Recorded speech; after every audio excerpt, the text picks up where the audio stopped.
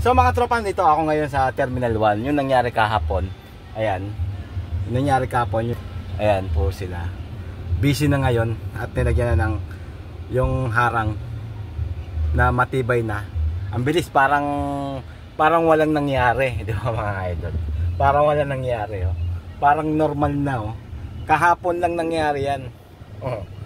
Normal na ngayon.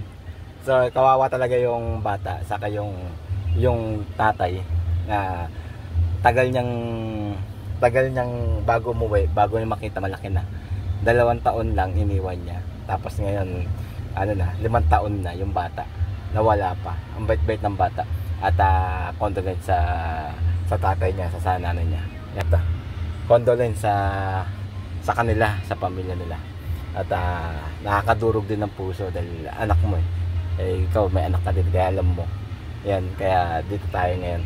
At napadaan ako rito at chinek ko to. Ayan, normal na. Parang walang nangyari. Di ba? Parang walang nangyari. So hanggang na lang ang update ko sa nangyari kahapon sa Terminal 1. At condolence sa pamilya.